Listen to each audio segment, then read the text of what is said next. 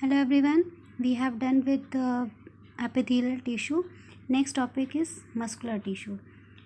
Muscular tissue mainly इसका function होता है, it helps in locomotion and movement. Okay, locomotion और मूवमेंट में ये हेल्प करता है. लोकोमोशन का मतलब जैसे प्लांट्स होते हैं, लोकोमोशन और मूवमेंट में डिफरेंस क्या होता है. लोकोमोशन के केस में क्या होता है, सपोज जैसे एनिमल्स होते हैं, एनिमल्स क्या करते हैं, वो एक जगह से दूसरी जगह पे मूव करते हैं, यानी उनकी पोजीशन में चेंज होता है. और इन केस ऑफ मूवमेंट जैसे प्लांट होते हैं, तो प्लांट हैं तो अगर हवा चलती है या क्या होता है, नॉर्मली वो केवल अपनी कह सकते हैं पार्ट्स को मूव करते हैं, वो हिला सकते हैं पार्ट्स को. एक प्लांट एक जगह से दूसरी जगह पे नहीं जा सकता, तो दैट इज़ मूवमेंट. तो मेनली मस्कुलर टिश्यू जो होते हैं वो मूवमेंट में और लोकोमोशन में हेल्प करते हैं. जैसे हम अपने हाथ को मूव करते हैं, हम एक जगह से दूसरी जगह पे जाएंगे तो उसको लोकोमोशन कहेंगे. हम अगर आप सिर्फ अपना एक जगह बैठ के सिर्फ मतलब हाथ अपना मूव कर रहे हैं, हैंड मूवमेंट कर रहे हैं, या कोई बॉडी पार्ट मूव कर रहे हैं, तो वो जो है जो आपका होगा उसको हम मूवमेंट कहेंगे. ठीक है, तो this muscular tissue mainly responsible for locomotion and movement in the animals. Animal tissue है तो मोस्टली एनिमल्स में ही प्रेजेंट होते हैं. Mainly it is divided into 3 types: striated, unstriated and cardiac muscle.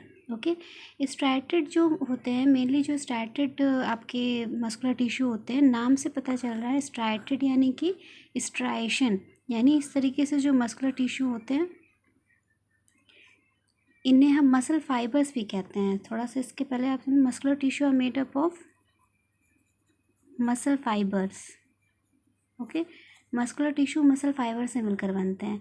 तो मसल फाइबर्स क्यों कहते हैं, क्योंकि जो इसमें सेल्स होती हैं, जैसे नॉर्मली सेल्स हमने बताया था अलग अलग शेप की होती हैं, लेकिन अगर सेल जो होती है वो लॉन्ग फाइबर शेप में होंगी, एलोंगेटेड सेल होती है, तो उस केस में उसको हम जो है फाइबर कहते हैं. ठीक है, तो यहाँ पे सेल्स जो होती हैं लॉन्गेटेड, से यहीं पर आप देख रहे हो तो लॉन्ग सेल्स हैं. ठीक है, तो लॉन्ग जो सेल्स होती हैं इसमें जो है इनको हम फाइबर्स कहते हैं. तो मसल्स जो होती हैं, जो मस्कुलर टिश्यू होते हैं, ये मसल फाइबर से मिलकर बनते हैं. ठीक है, they are made up of muscle fibre. जो मसल फाइबर होते हैं इनके स्ट्रक्चर के बेस पे इनको 3 पार्ट में डिवाइड किया गया है: striated, unstriated and cardiac. Striated एक केस में स्ट्राइटेड यानी स्ट्राइशन, जब इसमें देखोगे तो इसमें डार्क और लाइट बैंड प्रेजेंट होते हैं. इसका अभी माइक्रोस्कोपिक स्ट्रक्चर आप आगे क्लासेस में पढ़ोगे. सिंपली आप इतना समझिए कि इसमें डार्क और लाइट बैंड्स प्रेजेंट होते हैं जो कि मूवमेंट में हेल्प करते हैं. इसमें यहाँ पे फाइबर्स लगे मतलब अलग अलग तरह के फिलामेंट्स होते हैं जो मूवमेंट में हेल्प करते हैं. यानी कि स्ट्राइटेड मसल क्यों कहते हैं, क्योंकि इसमें डार्क और लाइट बैंड प्रेजेंट होते हैं जो कि मूवमेंट में हेल्प करते हैं, तो इसलिए इसको हम स्ट्राइटेड मसल कहते हैं. ठीक है, ये मोस्टली उन जगहों पर प्रेजेंट होते हैं जितने भी बॉडी में वॉलेंट्री एक्शन होते हैं. वॉलेंट्री एक्शन का मतलब कि जितने भी हम ऐसे एक्शन जो हमारी विल पे डिपेंड करते हैं, जो हमारी विल के अकॉर्डिंग काम करते हैं. जैसे आप अपनी पोजीशन चेंज करते हो, हाथ का मूवमेंट करते हो, दौड़ते हो. ठीक है, खाना आप खाते हो तो हाथ को उठा के अपने जो बोलस होता है उसको अपने मुंह में डालते हो. तो ये जितनी भी एक्टिविटीज़ हैं जिनमें आपका कंट्रोल होता है, ये सारे action perform by striated muscle. Okay, in case of unstriated muscle it is mainly associated with involuntary action. Involuntary action मतलब ऐसे एक्शन जिनका हमारे जो है हमारी विल पे जो डिपेंड ना हो. कुछ ऐसे फंक्शंस बॉडी के होते हैं जैसे आपका जो है एसोफेगस है. ठीक है, एसोफेगस जो आपकी बॉडी वॉल में जो पेरिस्टैल्टिक मूवमेंट होता है उस पर हमारा कोई कंट्रोल नहीं है. मसल्स ऑफ आइरिस, जो आइरिस की जो मसल्स होती हैं उस पर हमारा कोई कंट्रोल नहीं होता है. ठीक है, लाइट जैसे पड़ती है क्वांटिटी ऑफ लाइट के अकॉर्डिंग वो रेगुलेट होता है. तो ऐसी जितनी भी एक्टिविटीज़ जिस पे हमारी विल काम नहीं करती है, all that action is controlled by unstriated muscle या इनवॉलेंट्री मसल. इसको अनदर नेम इसको हम सिंपली इसको इनवॉलेंट्री मसल भी कहते हैं. This one is also known as voluntary muscle. ठीक है, स्ट्राइटेड मसल्स जो होती हैं ये आपके स्केलेटन सिस्टम से अभी अटैच होती हैं, जिसको it is also known as skeletal muscle. ठीक है। तो finally striated muscle is voluntary in action, यानी ये ऐसे एक्टिविटीज़ को कंट्रोल करती हैं जिस पे हमारी विल काम करती है, जो विल के अकॉर्डिंग फंक्शन करती हैं, तो उनको हम वॉलेंट्री मसल कहते हैं। स्ट्रैटेड क्यों? Because it has dark and light band. Okay. Unstriated muscle involuntary actions को कंट्रोल करती हैं, इसे इनवॉलेंट्री मसल्स भी कहते हैं। इनका स्पिंडल शेप स्ट्रक्चर होता है, मोस्टली यूनी न्यूक्लिएटेड होती हैं। जैसे स्पिंडल शेप होता है जैसे मायोफाइब्रस इसमें प्रेजेंट होते हैं, जैसे कई सारी सेल्स मिलके एक जो है स्ट्रक्चर, पर्टिकुलर स्ट्रक्चर बनाती हैं। और जो कार्डियक मसल्स होती हैं, कार्डियक मसल्स जो होती हैं वो ब्रांच्ड होती हैं, and it is exclusively present in heart. It is type of involuntary muscle, यानी हार्ट की जो मसल्स होती हैं, हार्ट की मसल्स में भी हमारा विल ही वर्क करता है। It is a type of involuntary muscle, लेकिन स्पेशली इसलिए बोला गया कि इसका स्ट्रक्चर डिफर होता है। ये इस तरीके से ब्रांच स्ट्रक्चर्स होती हैं, ब्रांच्ड होती है और मल्टी न्यूक्लिएटेड होती है, मे बी 1 और 2 न्यूक्लियस में भी प्रेजेंट। ओके, इस तरीके से ब्रांच स्ट्रक्चर इसका होता है। तो सिंपली दीज आर मसल्स, थोड़ा इनको डिटेल में थोड़ा सा देख लेते हैं। Okay, now striated muscle, as I name told you, कि इसमें जैसे हमने बताया कि सिंपली स्ट्रैटेड मसल में स्ट्राइशन प्रेजेंट होते हैं। कैरेक्टरिस्टिक ये होती है कि इसमें बोन्स या टेंडन्स से एक तरफ ये जो है बोन्स से जो है ये टेंडन्स की हेल्प से ये अटैच होते हैं, ठीक है। तो इसीलिए इसको हम स्केलेटल मसल भी कहते हैं। और it show alternate light and dark strips, और मोस्टली ये जो होते हैं मल्टी न्यूक्लिएटेड होते हैं। इस तरीके से कई मसल्स फाइबर्स होते हैं। लॉन्ग है मसल्स देखो फाइबर्स, इसलिए इसको मसल फाइबर्स कहते हैं। हर मसल्स फाइबर्स में डार्क और लाइट बैंड प्रेजेंट होते हैं। तो इस तरीके से बंडल्स मिलके आपका स्ट्राइटेड या वॉलेंट्री मसल्स वॉलेंट्री मसल्स का फॉर्मेशन करते हैं। ओके, अक्रेंस मोस्टली ये बॉडी वॉल में, लिम्स में, टंग्स में, फेरिंग्स में, या ऐसे जितने भी रीजन्स हैं जिस पे हमारी विल पावर वर्क करती है, उन सभी ऑर्गन्स में ये प्रेजेंट होते हैं। Function, it helps in movement of body parts and locomotion. Voluntary action है तो ये इससे कंट्रोल होता है। और भी जितनी भी वॉलेंट्री एक्टिविटीज़ होती हैं, वॉलेंट्री मूवमेंट्स होते हैं, ठीक है, जैसे वॉकिंग है, रनिंग है, ये सारे एक्टिविटीज़ जो हैं ये आपकी स्ट्रैटेड मसल्स या वॉलेंट्री मसल्स कंट्रोल करते हैं। ओके, नेक्स्ट इज अनस्ट्रैटेड या इनवॉलेंट्री मसल।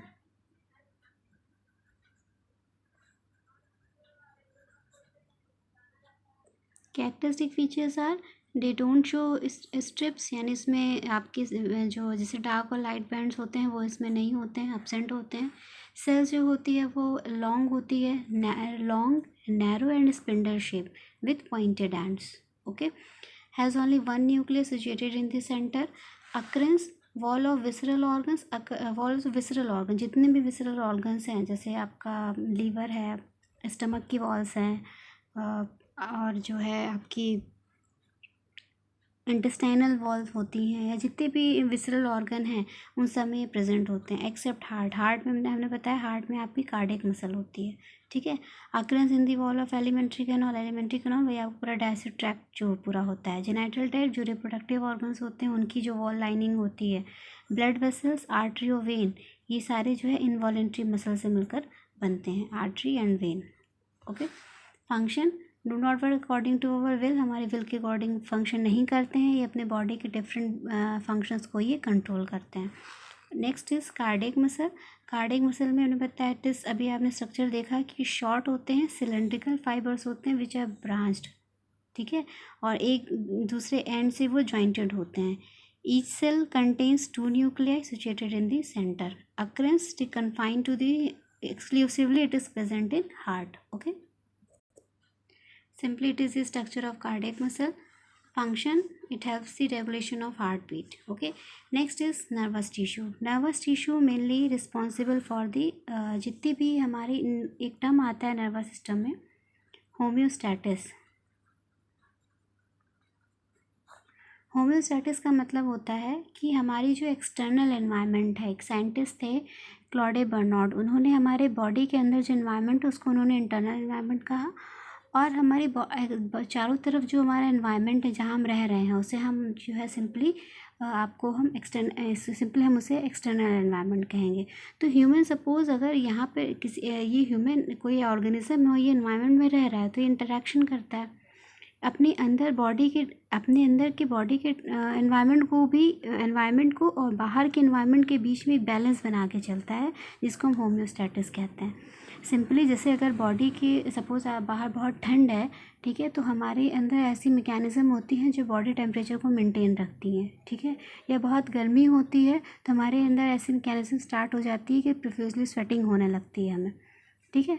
बहुत तेज़ी से जब हम भागते हैं तो हमें ऑक्सीजन की ज़्यादा ज़रूरत पड़ती है, तो जल्दी हमारी ब्रीथिंग जल्दी बढ़ जाती है, बहुत जल्दी हम सांस लेने लगते हैं, ठीक है। सर्कुलेटरी सिस्टम वहाँ पे बहुत मतलब रेट ऑफ सर्कुलेशन जो है वो बढ़ जाती है, blood supply, oxygen supply different parts में बढ़ जाती है। तो ये जो हमें पता कैसे चलता है, ये सिस्टम जो होम्योस्टैटिस मेंटेन होती है, इसमें मेन जो फंक्शन इसका होता है नर्वस टिश्यू का। Nervous tissue is made up of neurons are the basic unit of nervous system.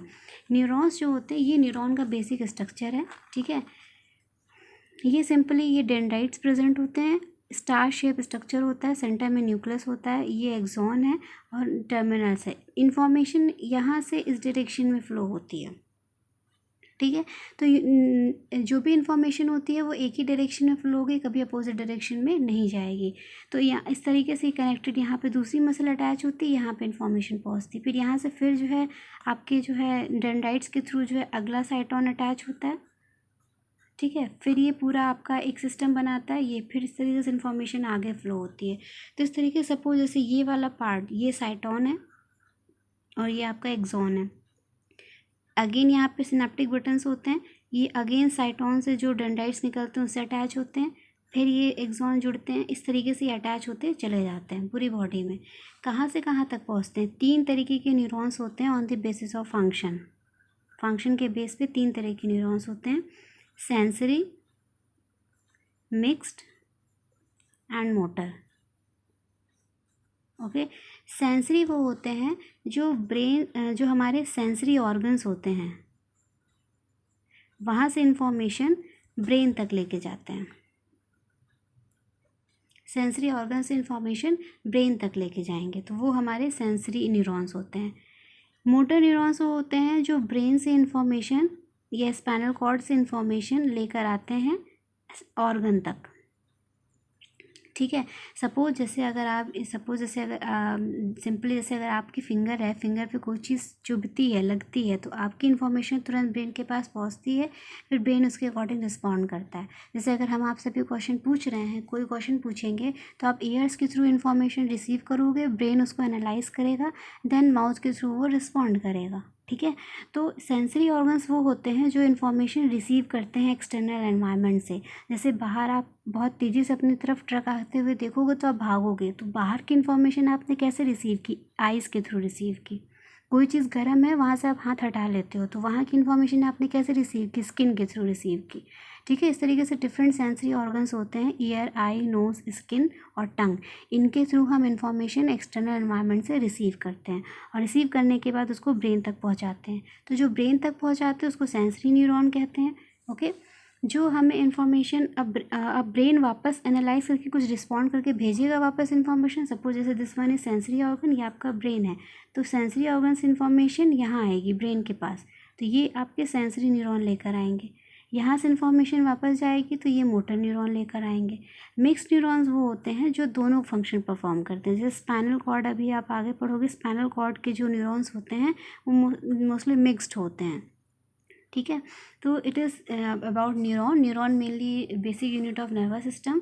It help in transportation of information from sensory organ to brain and brain to sensory organ. Brain के अलावा यहाँ पे simply brain की जगह हम CNS कहें तो CNS में आपका ब्रेन और स्पाइनल कॉर्ड दोनों इंक्लूड हो जाता है।